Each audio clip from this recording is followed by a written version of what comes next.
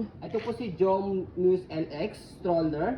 Okay? So ito naman po si Jova car seat carrier. Brand new condition po ito. As you can see, meron po siyang kasamang manual. Okay? So ito pong manual ng car seat is meron pa po siyang tag dito, hindi namin tinatanggal. Para alam po din nyo na brand new condition po ito, hindi po ito ginamit. Okay? So good for newborn up to 4 years old. It depends pa po yan sa laki timbang ni baby kung kakayanin po ng 5 years old and up. Kasi malapad po siya and then may kahabaan po yung seating pad po niya. It depends po yan kapag yung mga baby po is mga petite, around 4 years old and up po. Okay? So ito po yung details po niya one by one. Unahin natin sa stroller.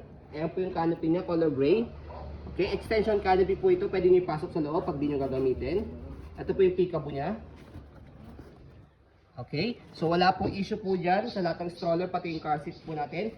So ito po yung pinaka higaan po niya, seating pad. 5 harness, safe na safe si baby, wala pong putol, presyo lang po dito.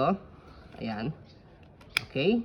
So, with pad harness. Okay. So, ganito po siya kapag nakaupo, sa likod po siya i-adjust. Ayan. As you can see, malapad at mahaba. Okay. Meron din po siyang front handle na lagayan po dito ng cup and then food po ni baby. O yung iba po mga bumibili po sa amin dito, nilalagyan po dito ng cellphone pag manonood si baby. Adjustable po yung leg rest po nito. Presyo lang po dito sa dalawang side pag gusto nyo po nakaupo. Okay. So footrest niya. Okay yung details. Gulong. Easy to maneuver. Nag-swivel. Ayan. Baba nyo lang po muna ito isa. Ayan. Okay. So angat lang po ito pag gusto nyo pong one way lang. Ang purpose po nyo para i-heli si baby. Ayan. Okay. Pag nakatulog po dyan sa stroller. Baba nyo lang po para mag-swivel ulit. So ito po yung manual po niya. So, yung body frame, ayan. Okay na okay, malinis. At makinis. Okay. So, yung gulong, okay na okay din po siya. Stopper, ayan yung stopper, baba nyo lang po yan. Kahit isa lang po yung tapakan nyo dyan. Mag-i-stop na po yung dalawa. Angat lang po para mag-go. Basket, okay na okay, malaki. Max 15 kg. Kung may small puppy kayo, pwede nyo rin po dyan ilagay. So, dito po siya pinipress. Ayan. Kapag ka po, i-adjust po ninyo as nakahiga or naka-semi-recline. Okay. So, ito may strap po siya dito sa gilid ha. Strap nyo lang po dyan. Okay. So, body frame sa kabilang side. Ayan po yung details. Ayan. Okay.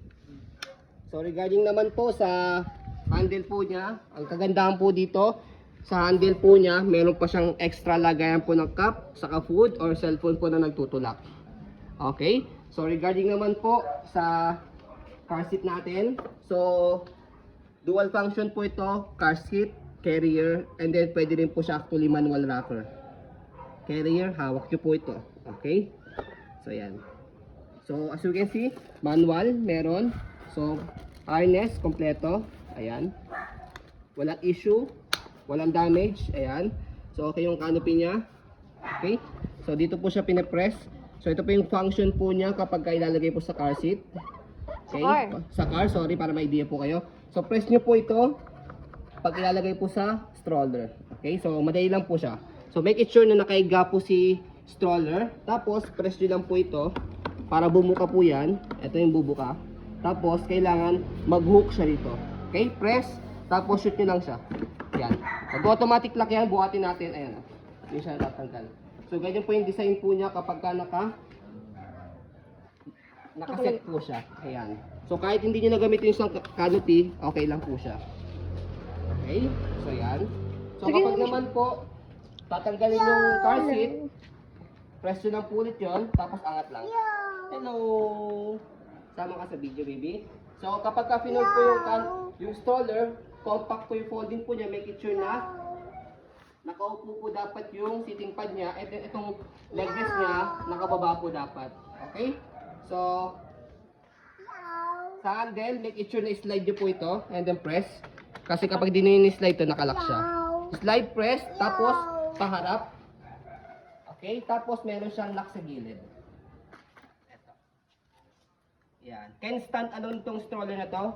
Kahit set aside nyo po siya sa bahay or sa mall, yan, pwede po siya. Okay, so kapag inopen po siya, angat lang po, tapos, eto, angat lang po, tapos buka.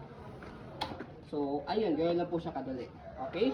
So, ayun po, as you can see, very details po kami mag-video. Kasi yung shop policy po namin, no refund, no exchange, what you see is what you get. So yun po, maraming salamat. Have a nice day and God bless po.